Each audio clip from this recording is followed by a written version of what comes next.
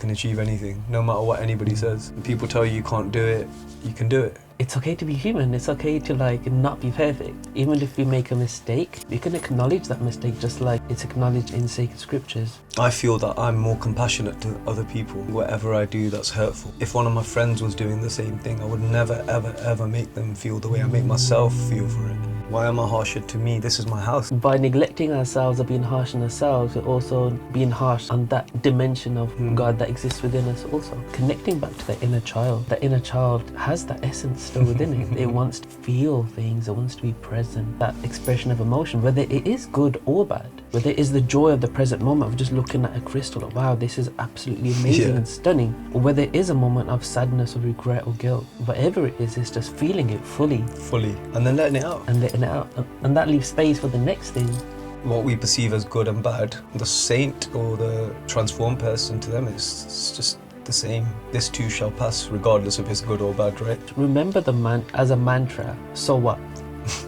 Just being so detached from the things that we think are big, that we label as big or think this, I can't overcome this, or this thing is so sad. But he's just like, so what? From this perspective of like, so what? It's like, yeah, maybe things are not as much of a big deal as we make. Creativity and spirituality, what is the link there? People who are creative have a special connection. Let's say a channel is activated and open, which is allowing a creative flow, because people who are allowing it are tuned in to a specific frequency of creative energy, which is divine in some form. Maybe everyone has a slightly different calling and purpose. Some people are meant to be more gup than like secret, and then some people are meant to be more forefront and forward, and that embodies their energy and the energy that flows through them from divine. Accolades and awards, that'll all come. I'm not bothered about it because I know it's not going to satisfy or satiate the inner yearning, which is the feeling of, I guess, home, you could call it. Seek within. So today I am joined with Dhami, and we are going to have a discussion about spirituality, about music, about life, about the wonderful human experience. We don't have any set intentions. We don't really have a plan. We're just gonna see what flows. So, welcome, Dhami. I'm grateful that you are here. Sat Sri Akal. Sat Sri Akal. To yourself and to everybody who's watching this as well. Interesting, you said I'm joined with Dhami rather than I'm joined by. It's quite an interesting. It might be a Freudian slip, but it's quite interesting, isn't it? Because I guess we are enjoying, aren't we, as beings on this earth, right? So I think a great place to start, what comes to mind in this instant, as we had said, we don't have a plan, we don't have a structure. I think surrendering to the universal flow. I think that would be a great way to start this. So, Hukam. Hukam. Hukam hai andar sabko. So what does surrendering to the universal flow mean to you? I mean, first a caveat, I guess, that I'm just on a journey of self-discovery, on a journey of pursuing spirituality, and connection with the Supreme and the divine higher being, which we might call Vaheguru, Allah, Ram, God, whatever names we call it. Outwardly, I'm probably not qualified to answer these questions, but again, the only way to search is by asking and ruminating. So, I think that's a great thing to say because, we can highlight we're not so-called enlightened beings in any way, but we are human and we're just contemplating, we're having conversation, we're learning, and sharing whatever knowledge we have, and through the contemplation, we may become better humans. Yeah.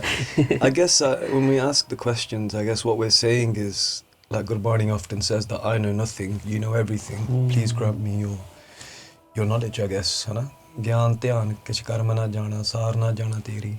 No, I don't know anything about any of these things. I don't know the depth of you, a wondrous Lord. So when we talk about it, at least we're bringing in that awareness of the fact that I really know nothing about these things and concepts and feelings, and it's a case of trying to understand and ruminate on these matters. So what does accepting and surrendering to Hukam mean? I mean, we could probably talk about this for weeks and months and still not scratch the surface. I guess one of the most profound things is that I feel that everything to do with the Creator and this world is a paradox. That I'm in control of nothing, yet I'm in control of everything. Because if I just say, well, God does everything, which he does, but if I say, well, it's all God's will, I can go out and do anything. And that could be less than savoury acts as well. I can go and murder, I can go and steal. And then is that Hukam or is that me acting on ego, if that makes sense? So I feel that there is a divine overarching rule in all of this where the Creator lets the universe flow as it should. But then we are also in charge of our own, in hip hop they call it ciphers, your own circle. So me and my network is my cipher. I can control what I allow into myself. And then obviously, it's difficult to explain. Like I said, it's hard to kind of even put into words what I feel about this. But I guess whatever happens in life, I have a trust that God's got me. I have a trust that it always works out for the best. If you remember, I mentioned to you a few weeks ago about the film Harold and Kumar Go to White Castle. It's a ridiculous film. It's not really a spiritually enlightening film. But then there was one part where this guy dropped one line where he said, in the end, the universe tends to unfold as it should. And I feel that sometimes that gravity of that, as it should, as it will, as it's meant to, and sometimes we try and control the outcome. I feel accepting Hukam is like, for example, if my aim is to achieve X, Y, and Z, I put the hard work in, I put the positive energy towards it. I am blessed with I'm fortunate to have the right people around me who support me in that journey. And then whatever happens on that journey, just enjoy it and embrace it. And not be too focused on the outcome. Whatever the outcome, as I say, que sera, sera, what will be, will be. So that's my kind of very rudimentary and very basic understanding of these principles that we're speaking of. See, a key thing that you said near to the start of that was, we highlighted that, we don't know anything really, right? And a lot of spirituality has that paradox embedded within it, in the sense of God is unknown, God is mysterious, God is wondrous, God is beyond explanation. And at the same time, God is also everything that we can see, God is within our hearts. And that mystery is deeply profound. And it's crazy you just said that, because that just come in my head while you were saying it.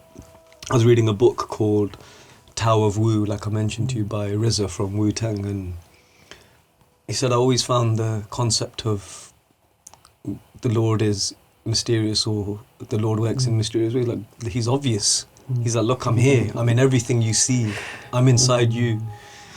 And that's a hard concept. I mean, certain people would find that blasphemous even, that saying God is everywhere. But if we're all created from God energy and particles, because God created everything, right? The Creator, whatever you want to call it, again, it doesn't really matter what name we use, Vaheguru, Ram, Allah, God, Jesus, these are all just words, and words are limited to actually understand and comprehend the Creator.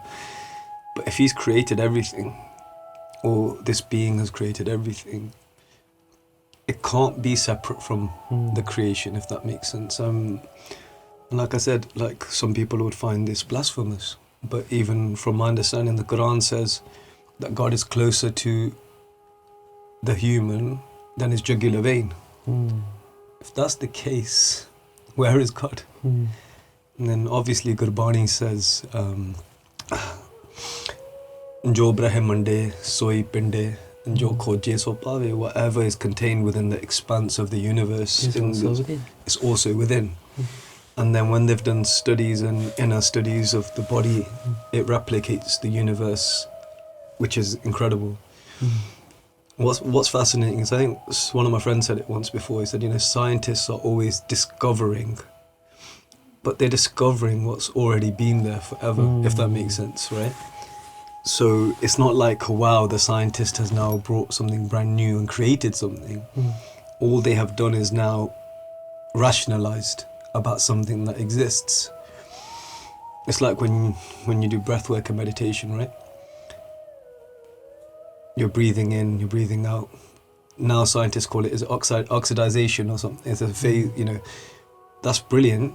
But before they knew what it was a practice, a meditation practice, and which it still is. Just because you can rationalize it doesn't mean it's no longer. And then I'm sorry I'm going off on tangents, but what's coming in my head is that we try and rationalize or put God into a box. And that is the biggest fallacy we could do. We try and put the one who created everything into a box with parameters of how you can access. But this isn't snakes and ladders. There's not just limited rules. There's rules and there's no rules, if that makes sense. And you could say God himself is what's in the box. God is the box itself. God is outside the box. God is observing the box. God is contemplating what the box, like all concepts, all dimensions, I guess. And that just kind of adds to that whole paradox as well. It really is the paradox. Like, God is everywhere, yet God is nowhere. It's something we said earlier, I wrote down because I felt like it was quite key. The concept of knowing nothing. So, for example, I would say in society today, everyone is, when they are putting across an opinion or something, a perspective, they are sharing it as if they know it. Like it's some sort of fact. But the way within myself, when I'm sharing something, talking about something, I've programmed myself to be thinking that I don't actually know this.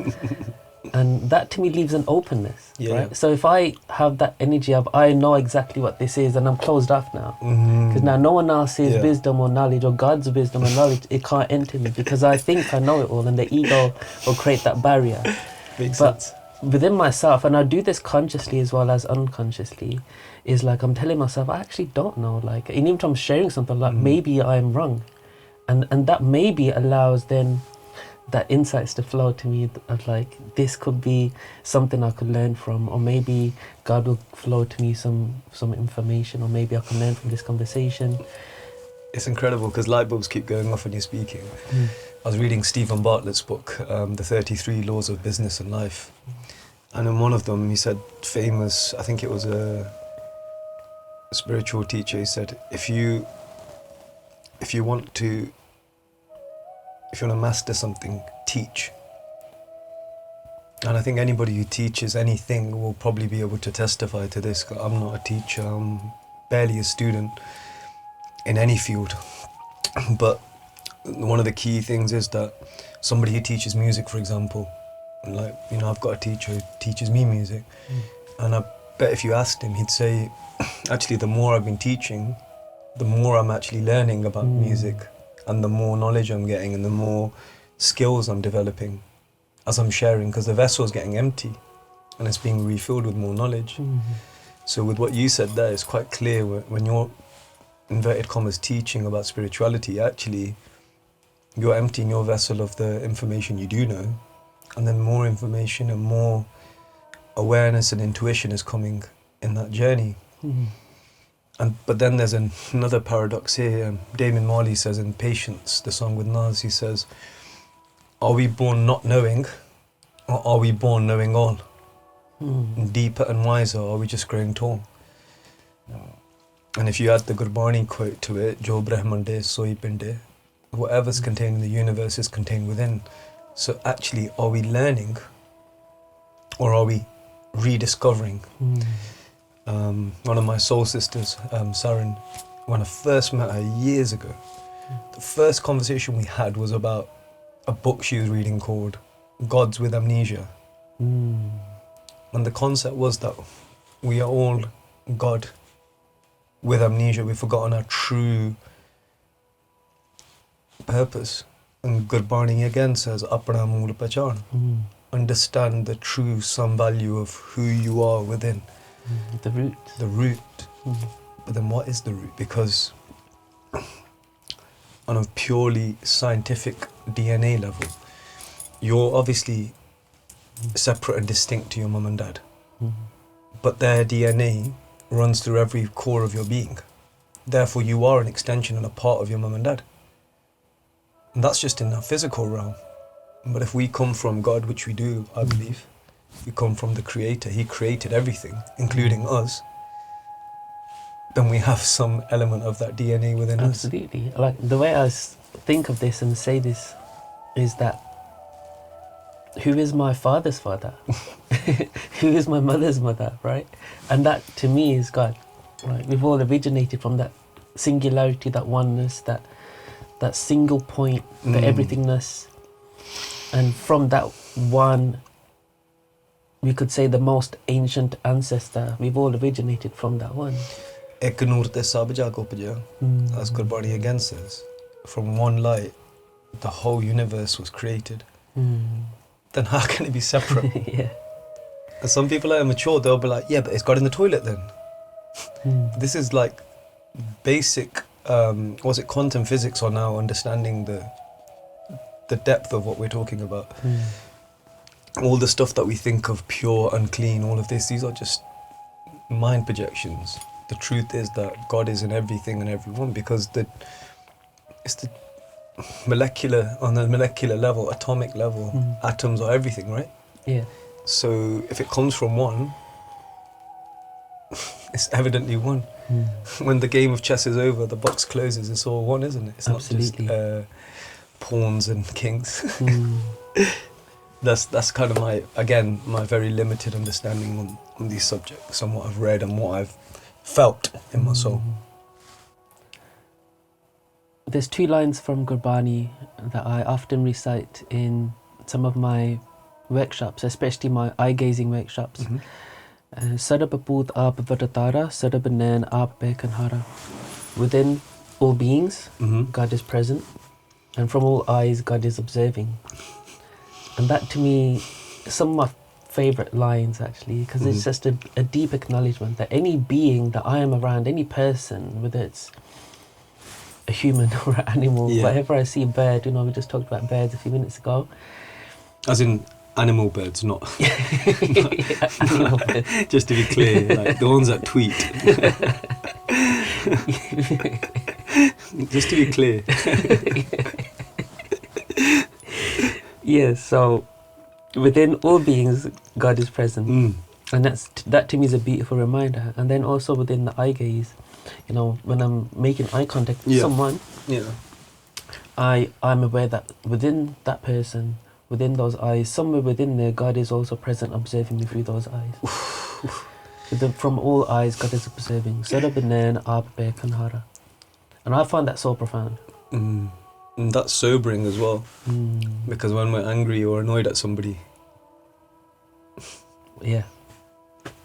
what does Bhakt Faridji's Bani says, Frida Bure da Karpala, even do good to the one who does bad. And if you can see God in, like there's a profound saying says, if you can't see God in all, you can't see God at all. And you just think about that for a moment, and it goes hand in hand with what you said. Then how can I be hateful? How can I be spiteful? That doesn't mean I don't be. That doesn't mean that I'm fully aware and I'm always just happy and nice and loving and caring, because that's not, I don't want to sit here and project an image of myself. That's not true. I'm very, very clear that I make mistakes knowingly and unknowingly. I sin. And I think one of the challenges for me has been to kind of reconcile that, and I think we've spoken about it, but reconcile that with I also have this deeper side to me. When you've said it, other people have said it, and I'm like, yeah, but you can't be if you're a sinner as well. But actually, that's the duality of a human being, which is a spiritual soul within a physical body. So I'm trying to get my head around that, but I don't want to use that as an excuse to excuse my wrongdoings either. So it's interesting. It's interesting But I think being human has an element of this embedded into it, in the sense of, for some reason we think that we are meant to be perfect and everything has to be perfect, and our actions need to be perfect. Yeah. But to me, I feel like being human means it's okay to be imperfect. And I think it would be much more better for us to not have those expectations on ourselves. Of course, we still learn and navigate life better and better day to day. But I think the pressure of trying to be perfect, or expecting ourselves to be perfect, or even the aim of being perfect one day, can be quite hindering or unpleasant. Yeah, because then I'm not accepting myself wholly. I'm not accepting all parts of me. And if I'm not accepting all parts of me, then that's a challenge in itself. I am what I am. And what's it? Papi Nietzsche, Aparadi, I can't remember the shabd, so forgive me, but Gurbani saying it. I think Bhakt Kabir ji, Bhakt Ravidas ji, these guys have also said it, that I'm the lowest of the low, I'm a sinner. And if these beings are saying that about themselves, I mean, Hum said deen dayal and tum said, I am, roughly translated as, I am the worst of the worst, I'm the lowest. And you God are the most compassionate, the most forgiving. You know, and concepts like this come up many, many times in Gurbani and sacred scriptures. And I think that, to me, is that wonderful acknowledgement that it's okay to be human, it's okay to not be perfect. And you know, even if we make a mistake, we can acknowledge that mistake, just like it's acknowledged in sacred scriptures, and we can learn from that. Just to add to what you said there, because it's again coming up in my consciousness, I feel that I'm more compassionate to other people than I am to myself. I can say that's similar to me as well.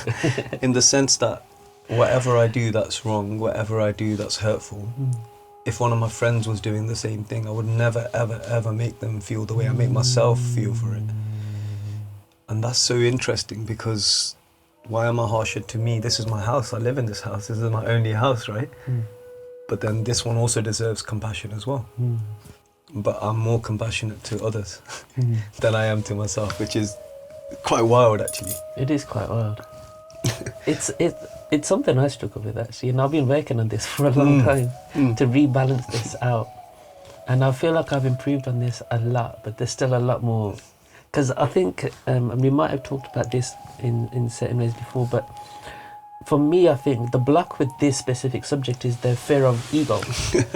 Or am I just pedestaling myself or bigging myself up or having more compassion for myself? Is it a form of ego? And I think that for me becomes a block. Then we discussed that today, right? Yeah. Is the fact that we're not recognizing the truth that's there also not a sign of ego? Because if you're on this journey, you've improved yourself in many ways, you've been blessed with more divine wisdom. You denying that because you're trying to protect yourself from falling into ego, isn't that just a false projection of ego? Yeah. You know, when people say, oh, I'm really humble. If you're really humble, you don't need to say you're humble, right? And truthfully, humility, it's like, I remember there's an Uncle Harinder Singh ji from Sikh Lens in Nesta. He does a talk and he talks about the 5 vices. And he says that the 5 vices are necessary in terms of, because a lot of people will say, I need to remove the ego. I need to get rid of the ego, I need to get rid of this, I need to get rid of that. But actually, he said, we need growth, anger, for example, for certain functions of life. But when it crosses over into the line of unchecked anger and you get to a point of violence, that's when your growth becomes a sin. Same with more. You need to love society and your family and everybody around you. But when it becomes, I can't live without my family and I'll die if someone in my family dies or whatever, that becomes the opposite. So I think one of the keys is that we were speaking about resisting ego, right? But resistance, whatever we resist persists, right? So whether that's a difficult conversation, whether that's something we know that's going to help us transform our life in separate ways, we keep resisting it, and God will keep sending us quick messages saying, "Put jagda ka nahi? Ha kam karne wala?" And we've got to look at it and say, well, we either do it or we keep suffering from the same until we do it. Because you're going to learn, like we say, you're going to learn. It's an interesting concept. You know, if we don't have that compassion for the self in the same way we would have for another person, but we are also acknowledging that God is within me, same as God is within other people.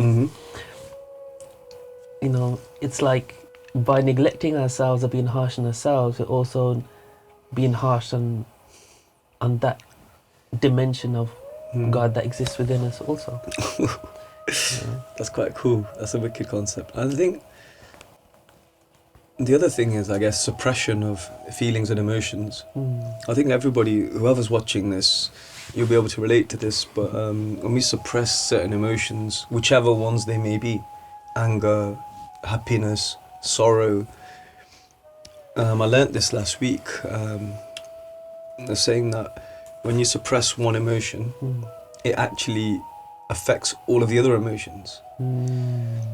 And probably if we relate it to, I don't know, music, right? You make music, I make music. On music, you got all these different channels, like you got a tumbi in a song, dol in a song, algodje, whatever there might be, drums. And they're at certain levels of volume. But if you just turn the master down because you don't want to hear something, you're turning all the volumes down and everything else by default. So if I don't want to feel sadness, that's brilliant. I've switched that down. I mean, I'm going to have to feel it at some point anyway, whether it's today or whether it's in 10 years' time. But then I can't be happy fully either because I can't express that emotion, if that makes sense. That was really powerful when I learned that. You can remember when you're at school, for example, and you're upset at something, but you don't want to cry because you're at school. Otherwise, people are going to take the mick out of you, right? And then someone comes up, "Oh, you're right." You know what I mean? One of them ones, right?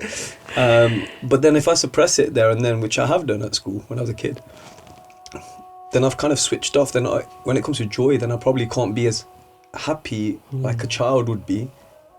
Because children are like, they're a brilliant learning tool, and they're like, you look at kids everywhere, like nephews, nieces, they're like, they'll bang their head in a concrete block, cry for 1 minute, and then they're back playing. They don't even dwell on it.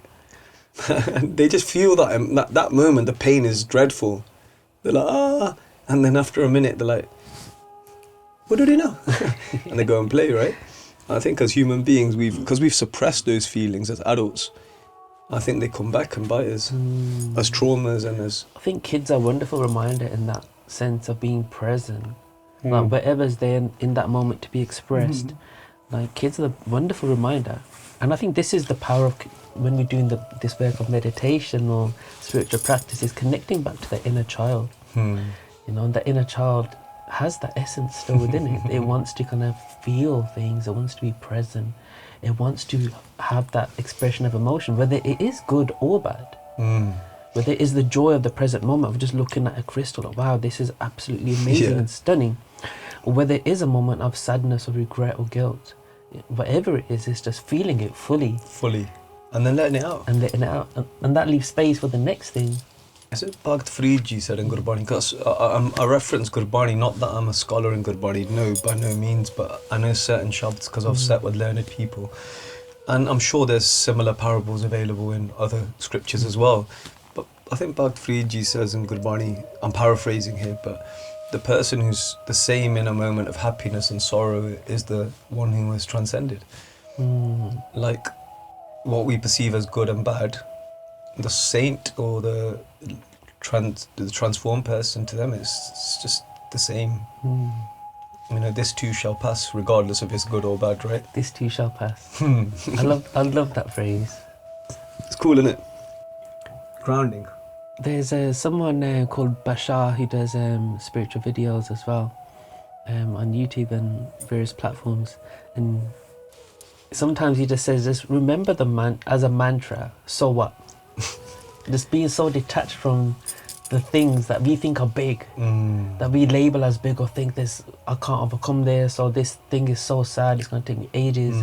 But he's just like, so what? Like, just remind yourself to just have that. And this is, I think, similar to that childlike innocence of just being so present that we don't hold on to that in that attached way. Like, I feel this sadness, and so I'm going to hold on to it, and I'm not going to allow myself to feed it. But from this perspective of like, so what? It's like, yeah, maybe things are not as much of a big deal as we make, you know. And it's just interesting because we're obviously in the month of December right now. We come from Sikh families, so we know about the history of Guru Gobind Singh Ji. We know about the fact that Guru Gobind Singh Ji's whole family was dispersed. Guru Gobind Singh Ji's older sons were made martyrs in the Battle of Chamkar. And the younger Sahibjade were pricked alive in Sirhind.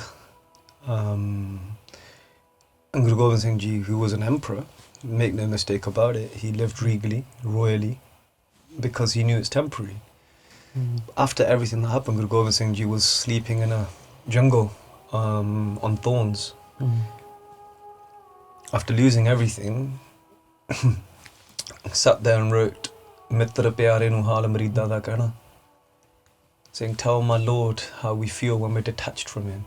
Not tell my Lord how I feel that my family's dead. He's like, forget that, that's so what? That's literally what Guru Gobind Singh Ji is saying. So what? And when he was asked, where are my sons, Guru Gobind Singh Ji's words were, God gave them to me and God took them back. And what I would say is that's not there just to kind of say, okay, don't feel emotion or brush it over and it's fine, so what? But in the sense that we are here for a temporary journey, it's a transient journey. I can't imagine what the pain of losing a child would be like, and I wish nobody does. But at the same time, Guru Gobind Singh Ji lost 4 and he just stayed steadfast in remembrance of the divine, because he remembered that I am here for a short period of time. Gave them to me, took them back, and I think because he probably felt it all anyway, he meditated on it and ruminated on it. And because I think the other thing that we get mistaken with is gurus, prophets and messengers, all of these saints and sages. They don't come for us to worship them. They don't come so we can venerate them and say, oh, you're so great. They come to teach us about ourselves, I feel. One of my friends in Mani Karandawa, he studied Guru Granth Sahib Ji for a number of years, and he asked a question once, he goes, can you be Guru Nanak? And the automatic answer from all of us was no. They said, what was the point of Guru Nanak Dev Ji doing all that work then if you can't be him? And we're like, what do you mean? And he goes, well, the whole process has been laid out for you. If you can't become the same, then Guru Nanak Dev Ji is wasting his time. In the sense that not that we need to be worshipped, not that we need to be venerated, but can we transcend the human experience whilst being alive? And it's fascinating. Like, a lot of people would be like, huh? How can you be Guru Nanak Dev Ji? But what is the difference between the soul? The jyot is the same, right? If we find the jyot. Bhai Gurdas Ji says many times in Bhai Gurdas Mara about the miraculous spectacle of when in Sangat, that the Gurj Seek and the Guru merge into one, and it's like this wondrous spectacle that can't be described, where it's like the Sangat becomes the Guru and the Guru becomes the Sangat. It's like this mergence into one, and it can't be explained. It's like a miracle, and he describes it a few times. Isn't that the same as what we were speaking about earlier on today? So Rizza was brought up in the 80s and 70s, 80s and 90s in New York, and they used to have the nation of gods and earths. They called themselves black Muslims, but they were not really Muslims as per Orthodox Islam. But they had some very interesting beliefs, where he was talking about that if God is the ocean, we're raindrops. When we fall into the ocean, what's the difference between the ocean and the raindrop? And he said, obviously the ocean is mightier than the raindrop, but the raindrop contains the depth of the ocean.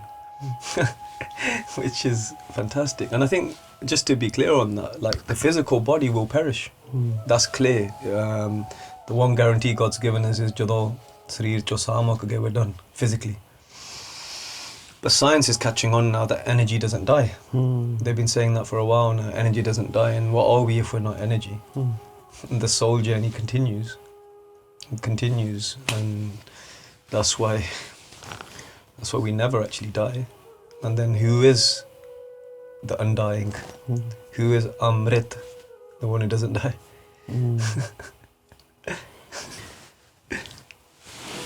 To me, the human experience is quite profound. I've learned, especially I think this year, but especially over the last 3-4 years in many different ways as well, of appreciating the human experience in a lot more depth, and really appreciating every emotion, and not just the positive ones. Because oftentimes you think that being on a spiritual journey means that, you know, everything suddenly becomes amazing and perfect and things like that. And in some ways it is like that. But to me, there's so much beauty in also a pain or a sadness or a heartbreak, or like any emotion has a beauty in it, which reminds me that I am human. And then that to me is like, I find it amazing. You know, I find that experience like, it reminds me I'm alive, it reminds me I'm present. I like to feel those things now. It was interesting. Powerful, I guess, because like I read a lot of books. Mark Manson's got a book called The Subtle Art of How Not to Give a F. And he says in the book, he says people chase happiness their whole life. And he goes, people get a house in the suburbs, 2 cars on the drive, 3.5 kids and a wife. And then they have a mental breakdown or a nervous breakdown or a midlife crisis, as they call it. He said, because what they thought was going to give them happiness doesn't actually fill that hole, right? And he said, I feel that life is a constant series of challenges. So you overcome a challenge and you get given a better challenge, an upgraded challenge. Then you overcome that challenge and you get given another challenge. And the happiness comes from the challenge itself and moving through the journey and overcoming the challenge.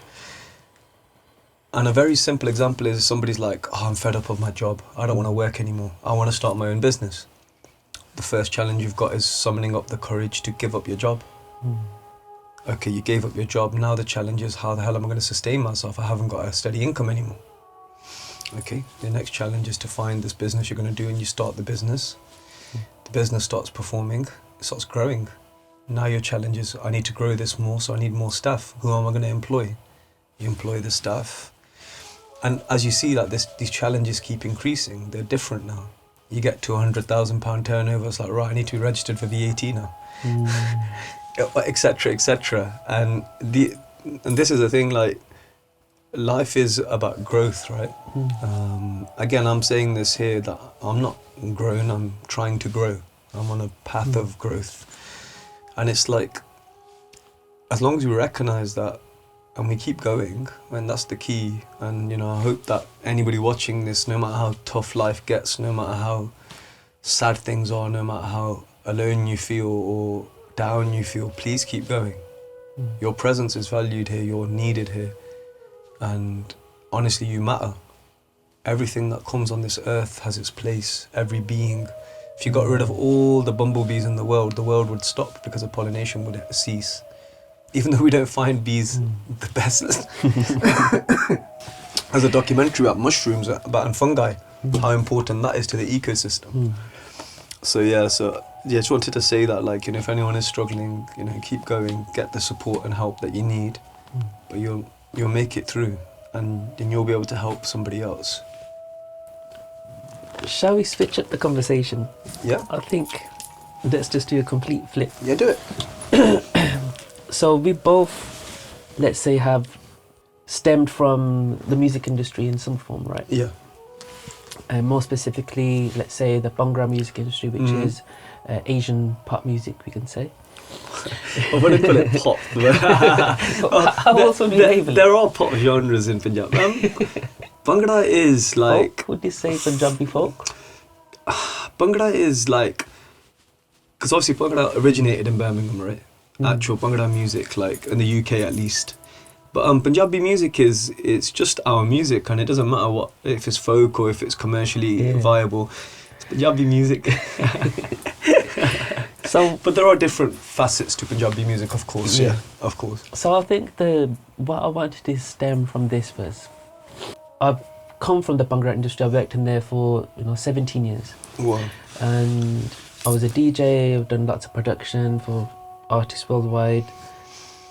And then I've come from that into now a spiritual journey, and now I've been dedicated to wellness, well-being, healing, facilitating, and now creating conscious music, so spiritual music, healing music, uplifting music, which has been an amazing journey for me, because I've experienced many different lifetimes, it feels. But I think the question I wanted to ask you specifically, let's start with this: creativity and spirituality. What is the link there? Do you feel like people who are creative have a special connection, or a special, let's say, a channel is activated and open, which is allowing a creative flow? Because creativity is one of those things, not everyone is allowing it, let's say. Maybe everyone has a capacity for it, but not everyone is able to tap allow into it. Yeah. So do you feel like creativity, people who are allowing it, are tuned in to a specific frequency of creative energy, which is divine in some form, and they are allowing that to flow? That's quite incredible what you said there. So I was reading Rick Rubin's book, A Creative Act, and it's more parables and more kind of short meditations, like to read, to kind of reflect on. And he was saying that in every moment we're creating something. He said even when we're not creating something, we're choosing to create nothing, which is then still a creation. Then he talks about music, and he says every time we create music, it's an offering to God. And he already knows what people are going to say, so he's answered the next part. He said, even if the lyrics are terse, even if it's violent or vulgar, he goes, it doesn't offend God. He goes, because all sound is God. But your question, one of my friends said this to me once. He said, I think, number one, he said, I think musicians, producers, actors, they tap into an extra source of creation, and we might not even be aware of it, that we're doing it. It might be just subconscious that we're just doing it. But he believes that, and I agree with that viewpoint. I feel that we have access to an unfettered kind of source. Then what we start doing is overthinking, overcooking, and diminishing that source by not trusting intuition, or letting other people's opinions and other people's views. Like I had that a lot. Like I was around a lot of people who they wouldn't see what I could see, if that makes sense. Not that I've done anything spectacular or whatever, but the fact that they couldn't see what I could see for myself, it hurt. It was stunting my inner self. I was not able to channel music as much. I wasn't writing as much. I wasn't composing as much. And then I kind of stepped back a bit, and then now I've noticed my creativity is coming back leaps and bounds. And that's not a criticism of anybody. Like you could say I'm crazy, and I think I am in certain ways. I love the fact that my brain can channel music. And I remember one of my customers at a place I used to work at, she used to write songs, and she goes, we don't write songs. She goes, we just pick them out of the universe. That sounds crazy. Like someone watching this is like, what are these guys on about? Like, but it's true. I've written over 36 songs for other artists, like as a writer. I can't even tell you how. I can probably remember the day that I wrote them, but I can't tell you how they came about. I don't really know. They happen. You're a music producer, you know this. You started a beat. By the end of the night, you've done a beat and the song's nearly done. You're like, what the hell is this? Like, how has this happened? I've got songs that I've written and composed and sang for myself with music done by some amazing talents. I don't remember how.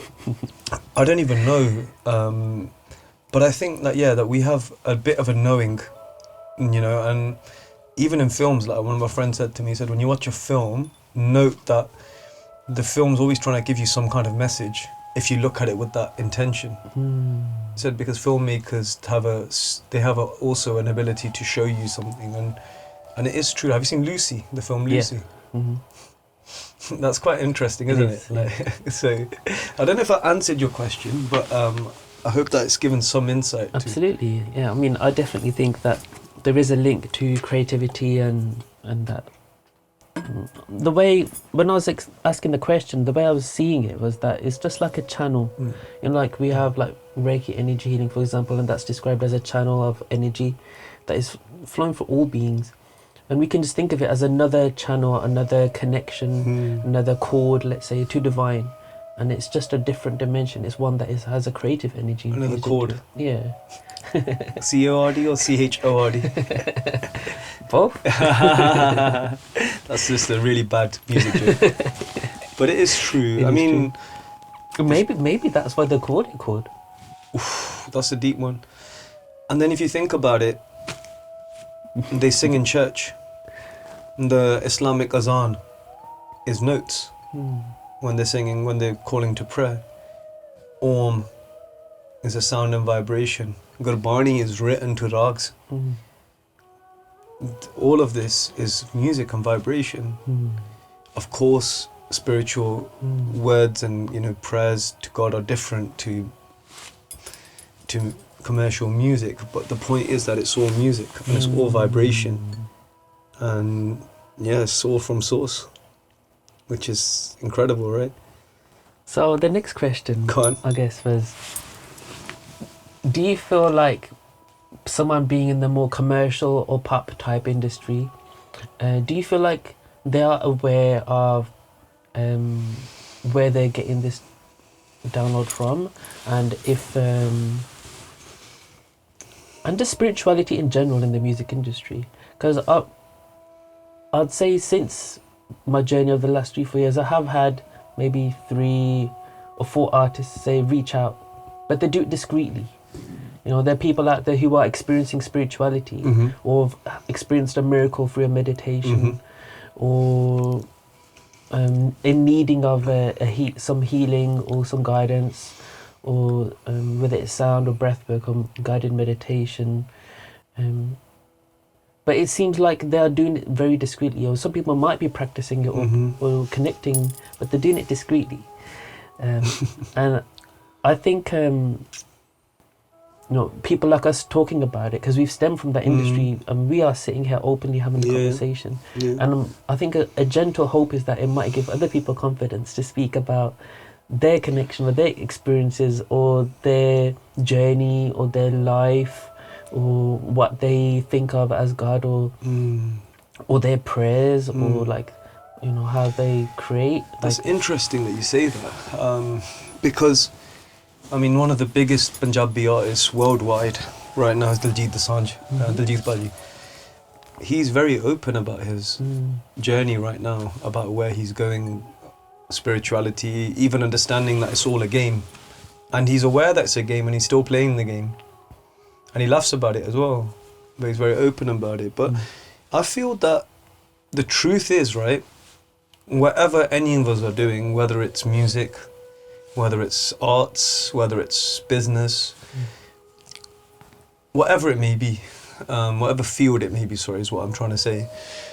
The key is that we're still searching for that deeper meaning, that deeper truth. So what will happen is you'll find people like, I'm about to step into the industry as a singer, as an artist, as a complete artist, songwriter, composer. But I'm also aware that doing that and accolades and awards, that'll all come. I'm not bothered about it, because I know it's not going to satisfy or satiate the inner yearning, which is the feeling of, I guess, home, you could call it. So these are all physical experiences, somebody who's, there's so many amazing Punjabi people doing, or not just Punjabi, but all types of people. Punjabi people, if we're talking about our people, they are doing amazing in business. They're CEOs, chief financial officers, whatever they may be. But even at the top, they are themselves feeling like, okay, I got to this position, I'm at this height, but something's missing. Kuch hai nahi gaite. And Jim Carrey said it actually in Hollywood. I read about this. When he goes at the height of his career, he said, I'm paraphrasing here again, and he said, I climbed the elevator of success, got to the top floor, and I realised there's nothing there. And it's very interesting. They started calling him crazy after that. Yeah. They started saying that he's actually lost the plot. Dave Chappelle, comedian, same thing happened to him. He got offered a £50 million contract, I think it was, at the height of his career. He said, nah, I just want to go to Africa to serve people. Wow. They called him crazy. They said he lost the plot. Because he realised that 5 million, 50 million, all of this, it's not going to make you happy. I was reading Will Smith's book I told you about earlier on, his autobiography called Will. I think he had 8 films consecutively that all made over 100 million, or I think it was even more than that, I can't remember. He was the highest paid and most wanted actor in Hollywood. He had platinum selling records, all these businesses, all this ecosystem around him. It was like the Will Smith show. And even him, he realised in the end, and he went through a spiritual process, that what I'm seeking to fill is a void within that material things can't. But here's the rub. We actually sometimes have to experience that to get to that level of understanding. I have to actually get to a level of material comfort to realise that it doesn't fulfill me. Otherwise, I'll keep thinking in my head that, oh, when I just get past this level, I'll be all right. You know, some people, bless them, they're working in factories 14, 15, 16 घंटे काम करते हैं. In their head, it's like, बस जब मैंने 9 to 5 मिल गई, फिर देखी मैं set हो जाना. They'll get a 9 to 5. And then they'll be like, यार साला हाले भी नहीं जी लगता. Because the yearning is for something deeper, I feel. So where do you hope to take your musical journey? As you mentioned, you are now looking to very soon strive into an expansion of your career where you've been so far, and then stepping into singing as well as songwriting. And I've heard a couple of the songs that you shared, and they're absolutely amazing. Thank you. So yeah, what is your vision? What is your plan? What is your goal? See, like, like I've written songs for other people for years now. And I love that. Even when them songs come out, it makes me feel like, oh my God, my songs come out. So I've had that childlike enthusiasm for that. As I'm kind of going through my journey though, I'm like, I've seen it now. This year I've performed about 10 to 15 times. That doesn't happen when you don't have a song out, like as an artist, but I've got booked for a show in Scotland, they flew me out, whatever. But all of that stuff aside, what really I enjoy is bringing happiness to people's faces, you know. For me, it's about spreading positivity and giving people some hope, you know, going somewhere. And because for me, it's like music is joy, and it's for connection. A lot of artists will say, oh, I only make music for myself, which is true actually. As a artist myself, I make music for myself. I love it. I listen to it in the car relentlessly. But the deeper truth is that we're not detached from everybody else. And as creatives, we want to connect with other people. We want them to hear our music and feel something. There's an American producer and rapper called Russ, and he said, even when I'm not in the room, I'm still in the room when you're listening to my music, because my soul is in that music. And that resonates with me. I want to be out there with the people performing all over the world, different cultures. They don't understand what I'm saying, but they feel what I'm saying. I performed at Egg nightclub a few weeks ago with Nav Mischief, one of my good friends and DJs. And I sang my debut song. People went crazy, they hadn't heard it before. And this Gori came up to me, an English lady, she goes, I don't know what the hell you were saying, but you sounded amazing, what a voice you've got. She didn't understand what I was saying. She don't understand Punjabi music. But she feels it. But she felt it, right? Yeah. And for me, that's what music is. It's about transcending. And I feel that one of the other things is that I think creatives, we don't really, this is a controversial thing, but I feel that truthfully, we don't have a religion. We're all religions, if that makes sense, because we bond people together. Obviously, I'm very proud that I come from a Sikh family, and that's my family and my culture, my religion. But I feel that everyone is the same. I feel that the true essence of religion is unity. Guru Nanak Dev Ji's message wasn't na koi Hindu, na koi Musliman, bas Sikh. That last part wasn't there. It was that everyone's the same, everyone's one. And I feel that most creatives abide by that as well. You'll see that with even the most staunch, religiously minded musicians. When it comes to you're sitting in the same room with different musicians of different religions and cultures, no one cares. Because it's the it's vibration. So in a nutshell, my mission with music is to bring joy, happiness and connection to people. And I want to give them hope in life that you can achieve anything, no matter what anybody says. When people tell you can't do it, you can do it. As long as you believe. You can be the example of that. Absolutely, absolutely. Leave it up to me, for I'll be living proof. But then also more than that as well.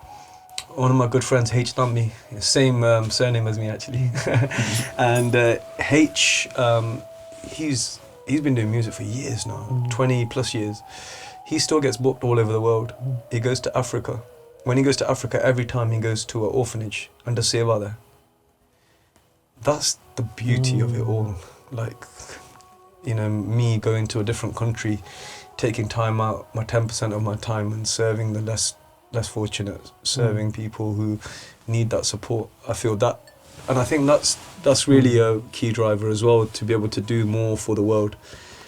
I try not to talk about that because, again, like you said, the ego sometimes wants to get involved and say, look at me, I'm the man, look how good I am. I'm not, you know, hum nahi change bura nahi koi. Just on the journey. Like Atal Sharma ji used to say. Atal Sharma ji is Sarjeet Bindrake's music producer. Very fortunate, I got linked to him through my teacher in music, and me and him had a chat one day. He said, if you can feel the pain or the sorrow or the feeling of another being, whether it's a human or an animal, then you are on the verge of becoming a human being. On the verge. On the verge. You're on the verge of becoming a human being, and how mad is that? Like, otherwise we can be uncompassionate. Yeah. But then what's the difference between us then? And I think a key thing you said was music has the power to bring people together, to unite. It's almost a vibration of oneness, of unity. And like you said, even if people don't know what the lyrics mean, but they feel it. Something is felt, the spirit is felt. Look at Mundial to Bachke. Yeah. Punjabi MC, Mundial to Bachke. Worldwide. It's global. Yeah. That went viral when things weren't even viral. The term viral wasn't invented, right? Yeah. Mundial to Bachke, not only did it go viral at that time, it's transcended time.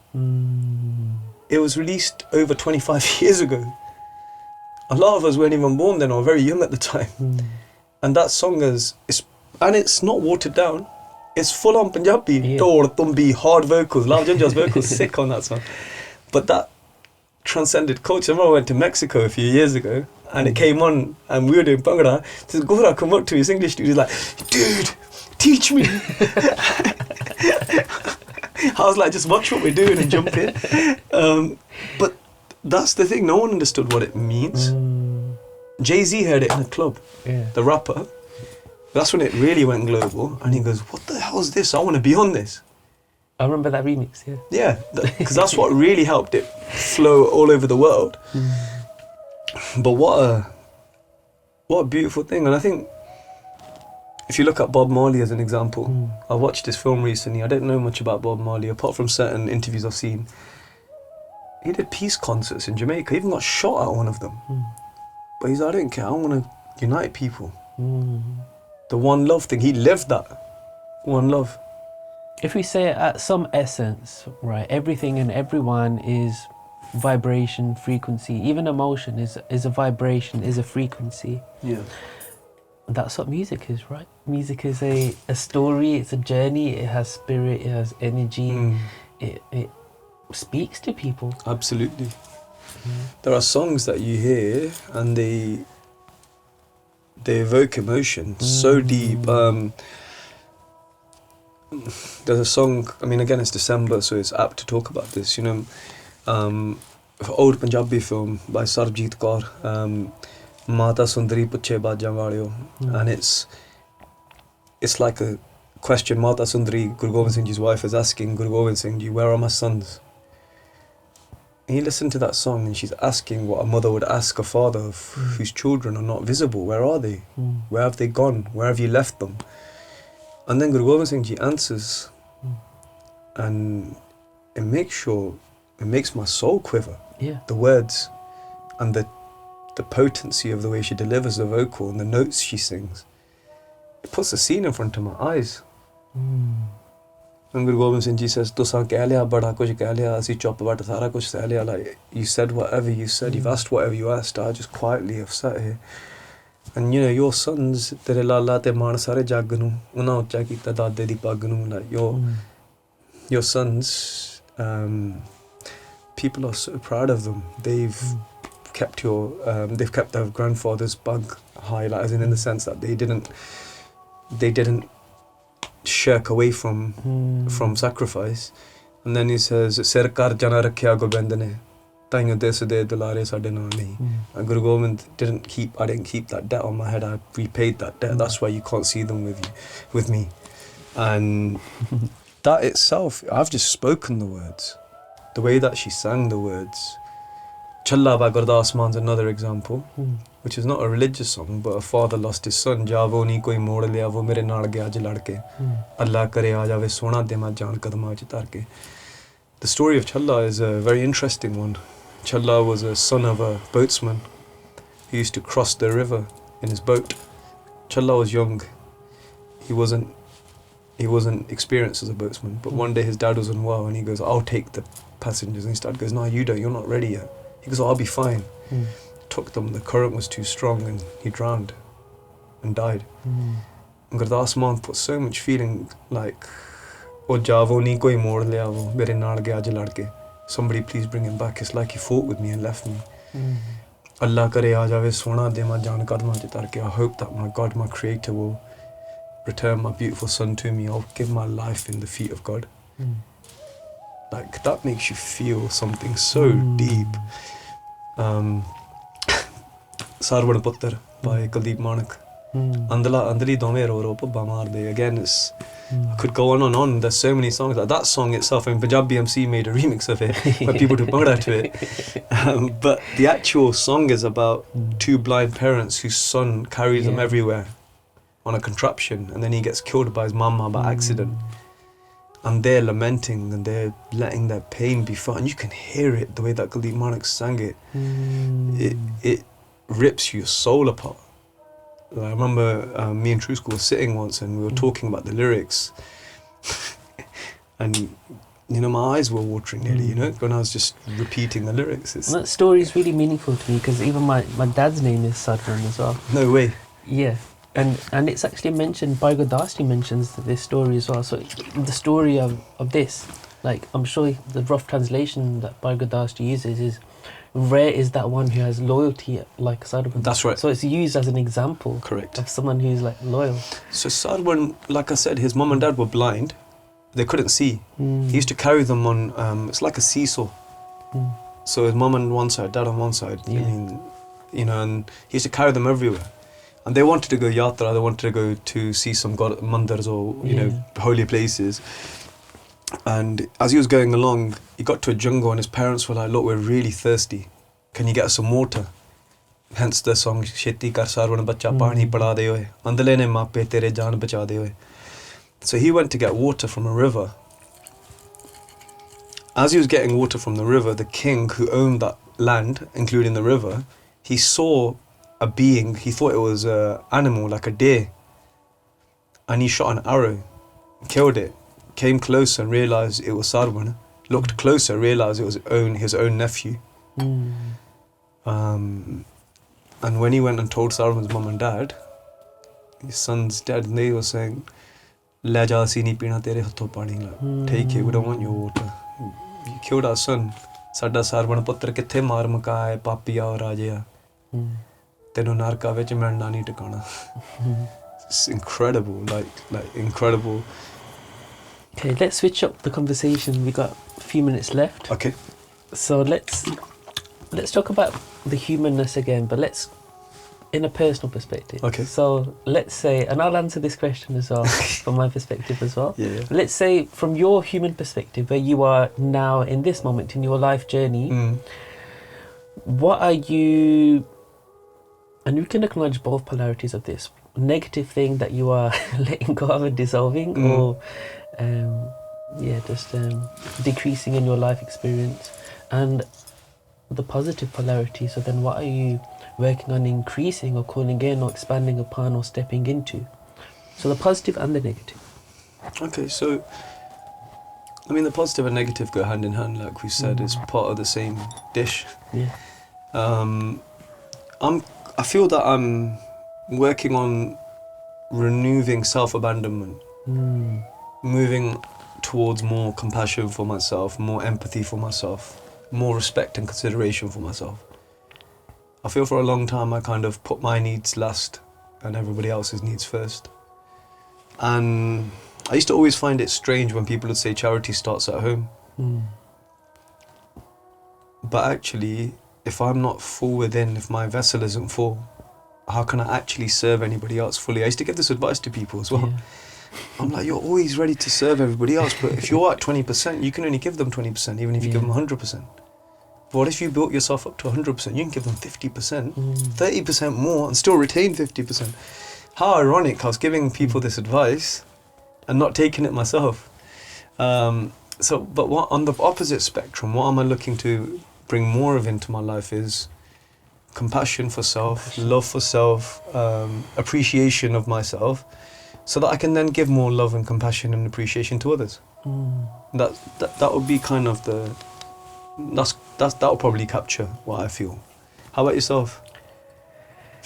You're not allowed to copy. It's interesting because there's overlaps there. Only I did today, and even yesterday, I was writing about these things as well. But I would say,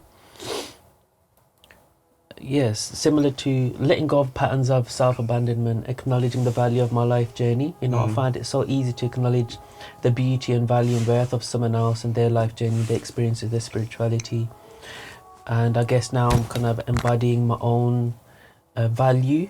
Not in the sense of ego, but in that innocent way of like, if divine exists within me, and I just want to have that in a balanced way, in a healthy way, right? And I think then equally the positive polarity, and in a way both of these are positive, I guess. But I guess just inviting in more trust of myself. I feel like I've worked on myself a lot, like a lot, and just kind of settling into a state of trust and this inner safety, let's say, safety within myself, making friends with the ego, like a phrase we said earlier today, and making friends with the mind and specifically the ego, so that we're not like battling with the self, and then with the battling the self, we can then sometimes limit the self, push the self down, or we might be afraid of having ego, and then we limit our own work, we limit our creativity. So I am in a state of having healthy balance with the ego, with the mind, so that I can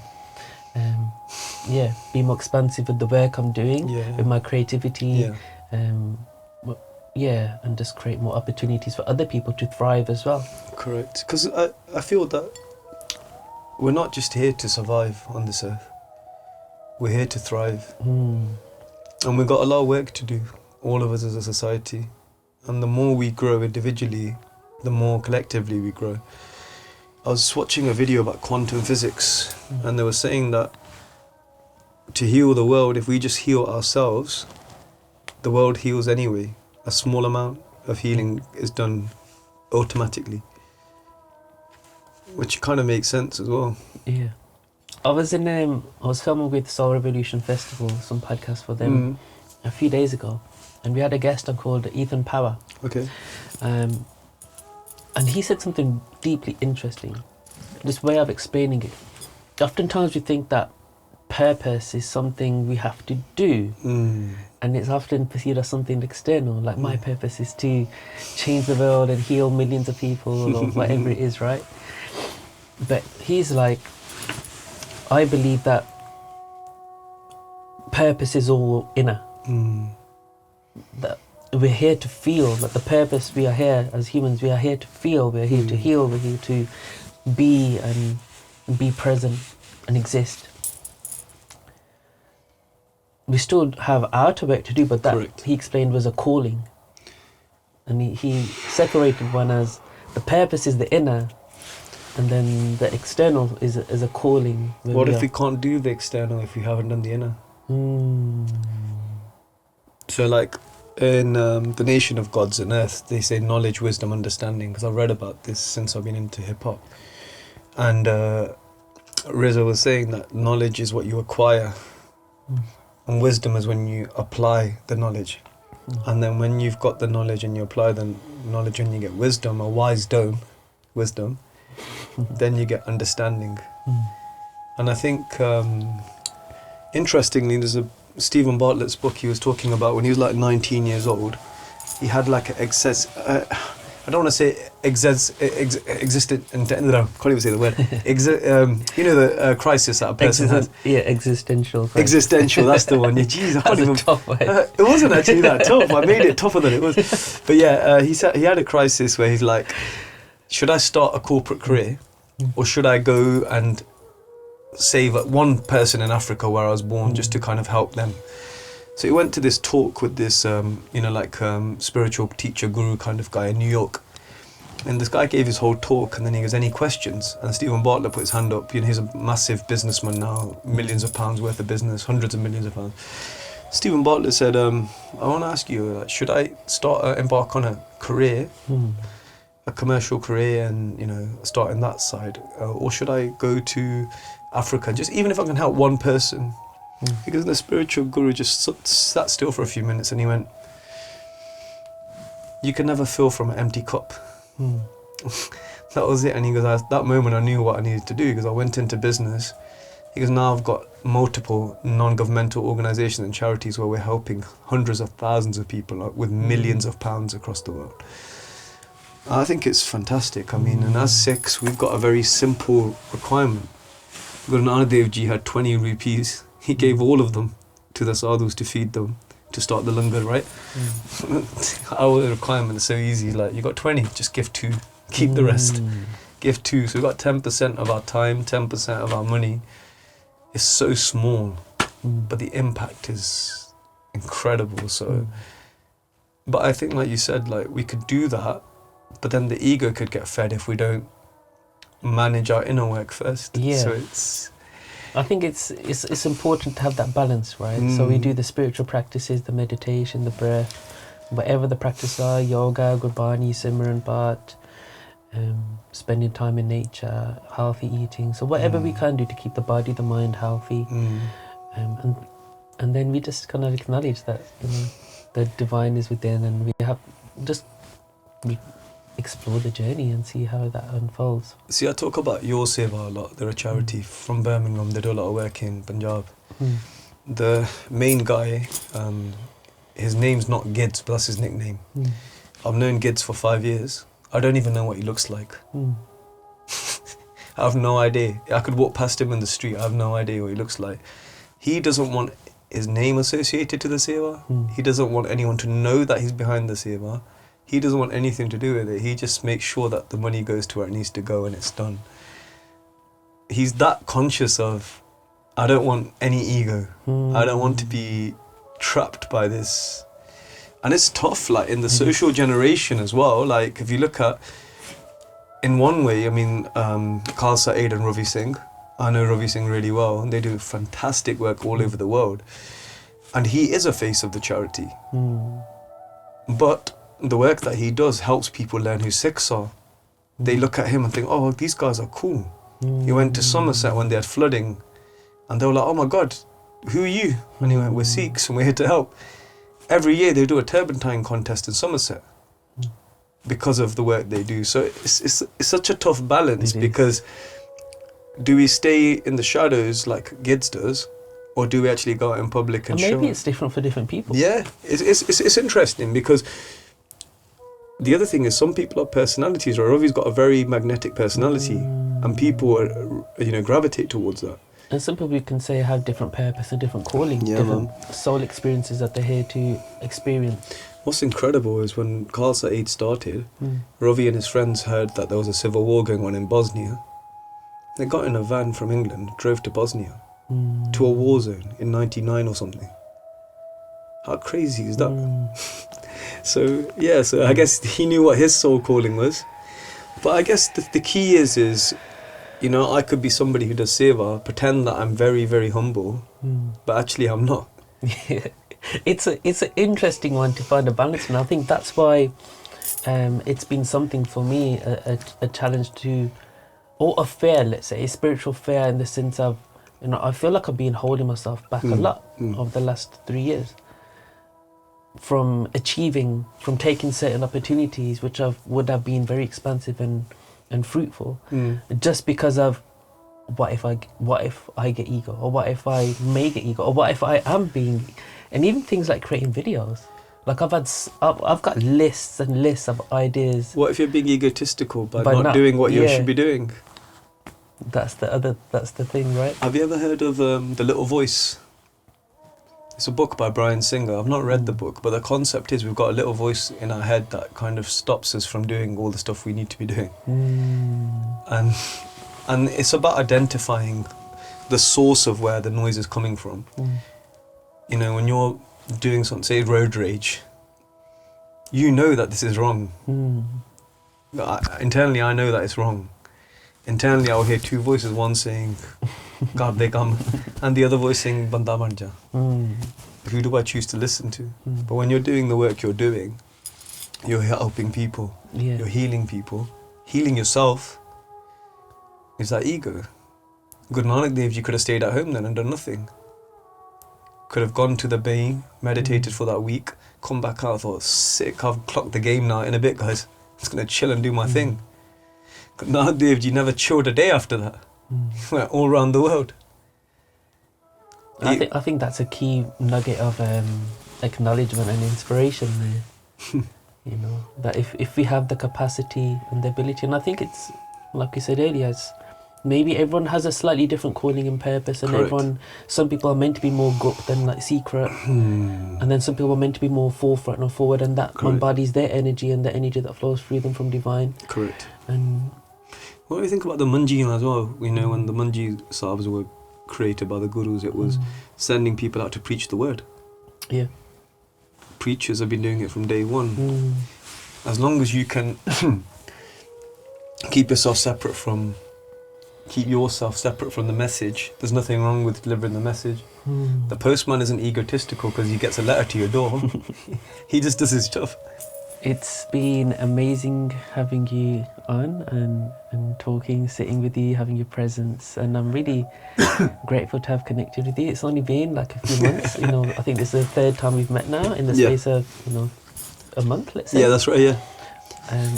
But yeah, the connection definitely feels strong, and there's like a soul brotherhood feeling there.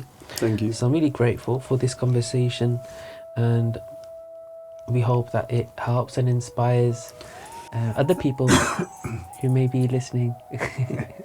So thank you everyone who has been watching and listening to this episode.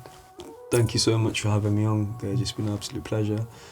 Like I said, I hope that even a glimpse of this helps somebody in some way, shape or form. I hope it helps me when I watch it back to become better as a being and as a human. And thank you for all the amazing work that you do, and all the growth, and the amazing cacao, by the way. This guy should sell this, man. It makes magic drinks. Thank you, I appreciate you. Sat Sri Akal. Sat Sri Akal, Satnam Vaheguru. Vaheguru. And let us know if you have any specific questions, and maybe we can create more videos if we know that there's interest. Yeah, more interest, and definitely.